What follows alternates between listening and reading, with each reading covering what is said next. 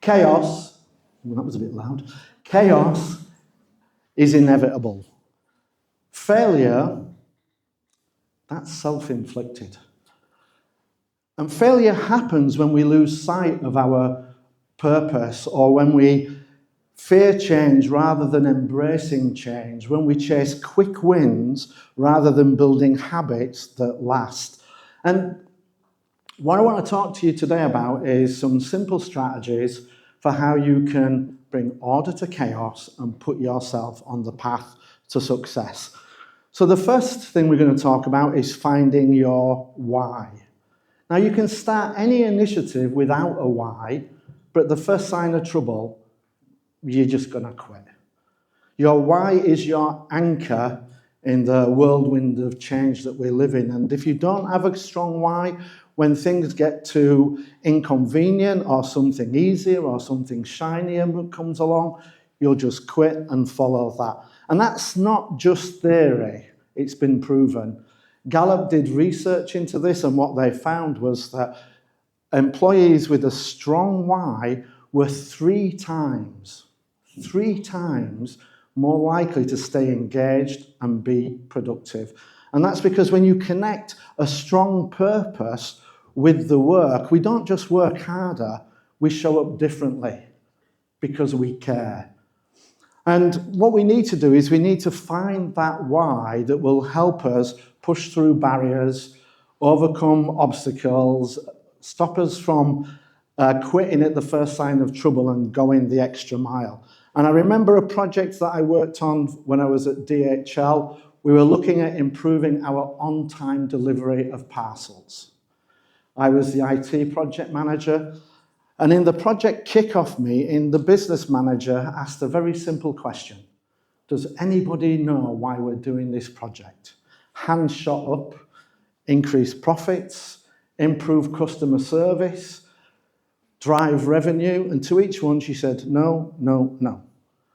And then she said something that changed everything. She said, there is no Santa Claus. And it's our job to make sure that Christmas presents sent by grandparents, aunts and uncles arrive in time for Christmas. Not get lost, not 2 days late. It's our job to make sure that birthday presents sent from around the country arrive in time for the child's birthday, not the following week. Millions of people receive pain medication via DHL, and it's our job to make sure it arrives when they need it. Not after they're cured, not when they're in so much pain it's not going to add value. And just saying that changed our project into more than just a corporate initiative. It gave it meaning and it gave it purpose.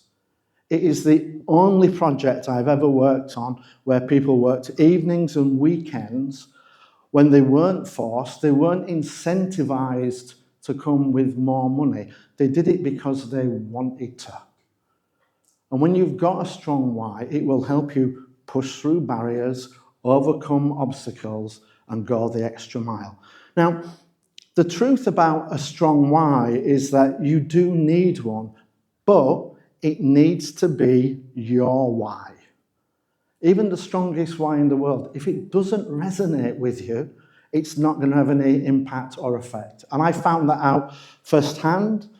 I was working in Germany and my team came to me and they said, hey, Gordon, we need one more for a marathon relay. All you need to do is run 10K. It'll be great fun. What do you think?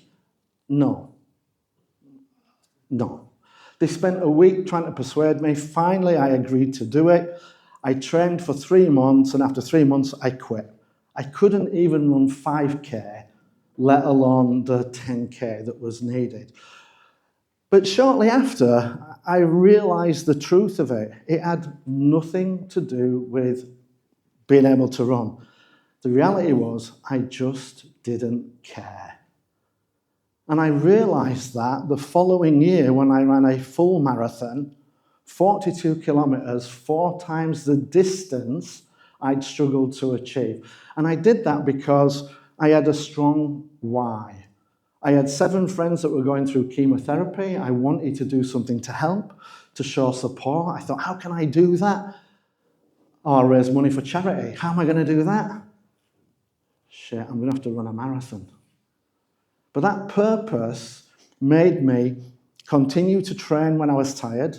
It got me out of bed at 6 o'clock, 3 or 4 mornings a week, running through the wind, the rain, the snow, because my why was strong enough that it was bigger than my excuses.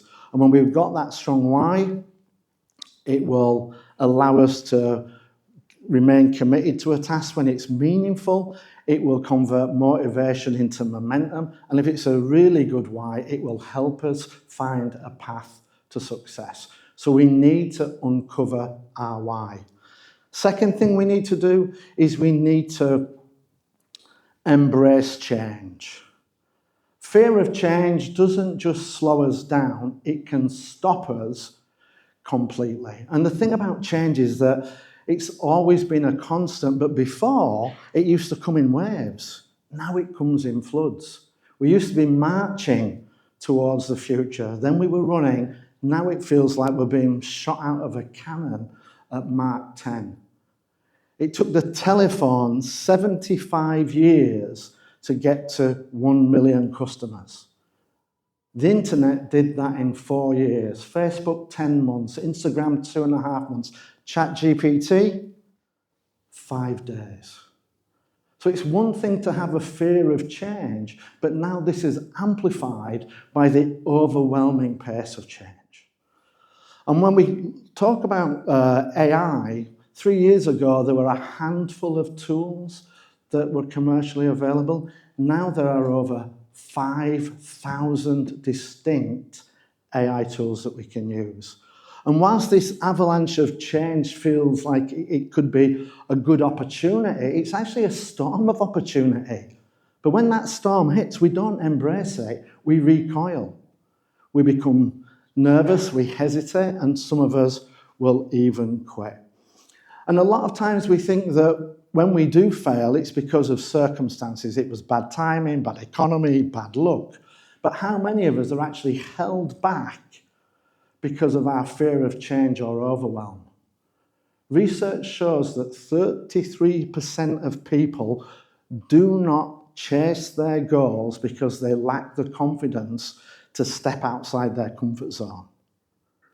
83% of employees feel so overwhelmed with the volume of information they need to process daily that this leads to stress, inaction, and burnout. And I know that struggle. I've just completed a project for a Fortune 100 company, a multi-million rollout of an ERP system. On the day I left, I had 3,000 unread emails.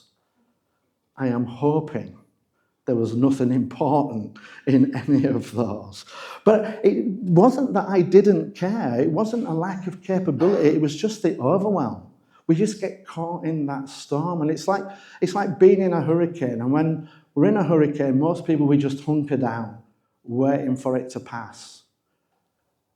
But this storm isn't going to pass. It isn't going to stop. It isn't going to slow down. If anything, it's only going to get faster. And we have to find a way of dealing with it.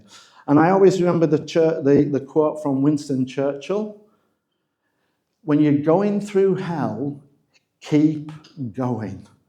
And we have to find a way through this change. And one of the things that I think we need to do is we need to identify 1 or 2 things that we can do and commit to those. Because when you commit to something, it gives you an opportunity to focus, and then the chaos doesn't seem quite as disorganized. For example, the 5,000 AI tools. I'm a fan of AI. I wanted to get better at AI. I could have spent a year reviewing all 5,000 tools, trying to figure out which is the best tool. But that's just convenient procrastination. That's not progress. So what I did was I chose one.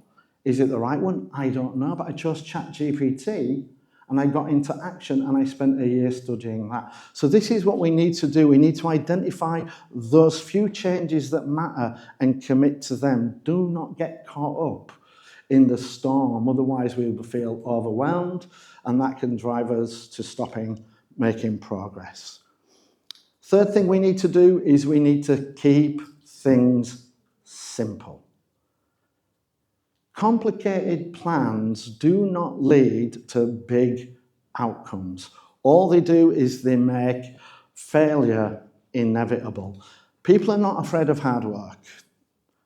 They're afraid of failure. And when they can see the path to success, that will give them confidence and keep them going on that journey. And if you look at the research from Strava, 80% of people give up on their New Year's resolution on the second Friday of January, which is now called National Quitters Day. I know that struggle. It's April 24th and I'm already on my 47th diet of the year. Why is that? It's because we pick things that look like they're going to work, but once we get involved, it becomes too complicated. We get overwhelmed, we see quick results, the results start to fade, and we quit. So we need to find things that are simple that we can continue with. Complexity kills execution. Simplicity encourages progress. And I'm going to share two examples with you now where the perception of complexity and simplicity had a major impact. And the first one, it was when I was 17, back in 1977. My dad's boss, John, who was a senior vice president of engineering, he had a degree, a master's, and a PhD in electrical engineering.